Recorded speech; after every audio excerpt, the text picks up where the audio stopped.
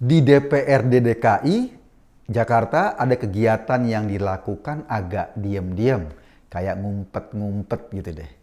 Kabarnya, informasi tentang ini awalnya hanya ada di lingkaran elit DPRD saja, tidak di-share ke semua anggota. Bahkan untuk kasus ini, mereka membuat semacam pansus atau panitia khusus untuk membahasnya. Apa isi bahasannya? Kenaikan pendapatan anggota DPRD. Kini anggaran kegiatan anggota DPRD naik berkali lipat. Jumlahnya sampai 888 miliar setahun.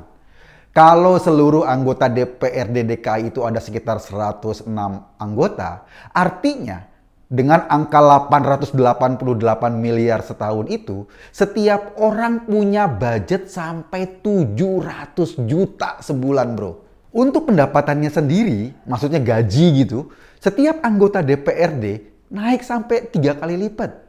Jika sebelumnya nih, setiap anggota dewan tiap bulan mengantongi 91 juta sebulan, dengan anggaran yang baru mereka bisa bawa pulang hampir 3 kali lipat dari angka sebelumnya.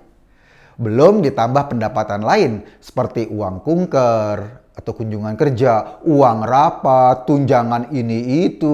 Waduh, gue nggak tahu deh berapa jumlahnya. Pendapatan sampai sekitar 270 juta sebulan itu setara dengan pendapatan anggota dewan di Singapura atau di Australia. Lo bayangin, ini kelas DPRD loh, Jakarta, bukan kelas DPR RI. Padahal pendapatan per kapita Indonesia nggak sampai sepertiganya pendapatan per kapita Singapura atau Australia. Sampai saat ini, hampir seluruh anggota DPRD DKI mengaminkan rencana kenaikan itu. Wajar, siapa sih yang nggak mau gajinya naik, apalagi sampai 3 kali lipat. Yang kelihatan menolak kenaikan sebesar itu hanya fraksi PSI. Kenaikannya memang fantastis. Ketua DPW PSI, Michael Victor Sianipar, jelas-jelas dalam statementnya nggak mau kenaikannya gila-gilaan kayak gitu. Sementara semua partai yang lainnya kayaknya cuma manggut-manggut aja. Asik, gua naik gaji. Enak banget kan? Gajinya naik ke atas Monas, tapi di tengah kondisi masyarakat yang sedang tercekik sekarang. Iya sih. Kita kan kondisinya masih pandemi, rakyat sedang susah. Masa di tengah suasana kayak gini, anggota-anggota DPRD DKI itu nggak sensitif banget. Mereka kayak berfoya-foya dengan duit rakyat. Bahkan gaji anggota DPR pusat aja nggak sampai segitu kayaknya. Keterlaluan banget kan kenaikan ini? Bukankah kemarin DKI sendiri harus minjem duit dari pusat untuk menambal bolongnya anggarannya, pinjamannya sampai 12 triliun lebih. Tahun depan juga pendapatan DKI dipastikan nurun. Pajak nggak bisa maksimal karena kan usaha kita atau masyarakat sedang mengalami pandemi.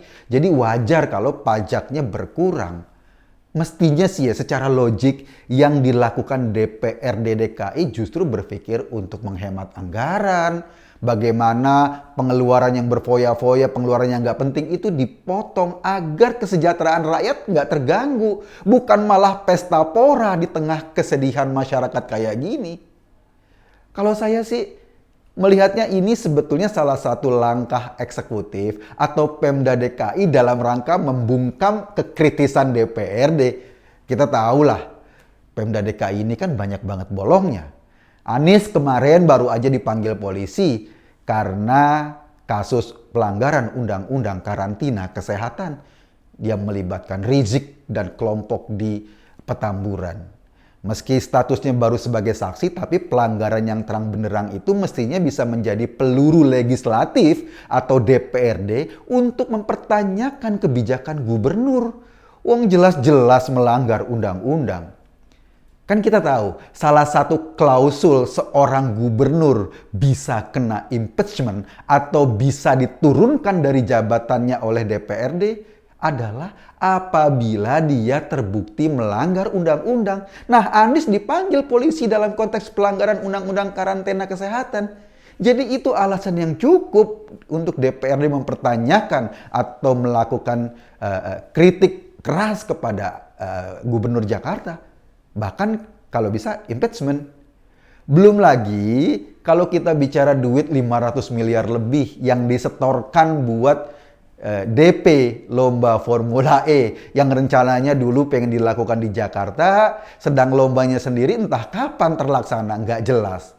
Artinya, secara moral, duit 500 miliar yang udah keluar itu kan harus dipertanggungjawabkan oleh Pemda. Dan nggak jelas pertanggungjawabannya sampai sekarang. Lombanya entah kapan, duitnya udah disetor kapan tahu. Jika para anggota DPRD sensitif terhadap derita rakyat, mestinya mereka menolak kenaikan tersebut. Kenaikan gajinya, kenaikan tunjangannya yang gila-gilaan itu. Kalau mereka rame-rame bungkem, itu namanya mereka memang sedang menari di atas penderitaan rakyat. Dan omong kosong mereka mau membela kepentingan orang-orang miskin di Jakarta kalau mereka sendiri nggak sensitif.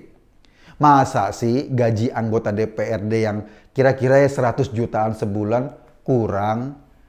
Angka 100 juta itu kalau dibeliin cendol bisa jadi kolam renang, kolam cendol. Silakan mereka berenang di kolam cendol tiap bulan. Nah, kalau naik 3 kali lipat berarti ada 3 kolam cendol ukuran olimpiade yang bisa mereka dapatkan tiap bulan. Mereka bisa luluran dengan cendol sepanjang hari. Dan akhirnya nggak ngapa-ngapain, cuma ngurus cendol doang. Untung aja isu yang mulanya ditutupi ini akhirnya terkuak ke publik. Kita jadi tahu kelakuan mereka. Mengetahui informasi kayak gini, apa sih yang kita rasain? Sebel sama kelakuan mereka. Kita nih semua lagi susah. Jangankan mau foya-foya, mau beli paket data buat anak sekolah saja, kita ngos-ngosan. Para wakil rakyat itu enak-enakan bancakan dari duit kita. Duit rakyat Jakarta yang dibayarkan dari pajak kita. Bangke kan tuh? Ya tapi itulah mereka. Mereka beranggapan duit rakyat seperti duit nenek moyangnya sendiri. Akhirnya sensitivitasnya terhadap penderitaan orang yang nggak ada lagi. Yang pinter ya tentu aja gubernurnya. Ia tahu sebagian anggota DPRD mungkin masih sering kelaparan. Dengan gaji naik 3 kali lipat, kayaknya bisa deh setiap makan siang mereka mesen menu lobster. Seperti kata wakil ketua DPRD dulu, makan siangnya pakai lobster. Ini luar biasa. Kita menurut gua harus kritis dan harus rame-rame mengatakan bahwa ini problem serius dan gak bisa DPRD bersenang-senang di atas uang rakyat sementara dana pemerintah atau budget pemerintah lagi susah kayak gini. Itu mah keterlaluan. Saya sih cuma ngajak Anda berpikir. Kesimpulannya terserah Anda. Terima kasih.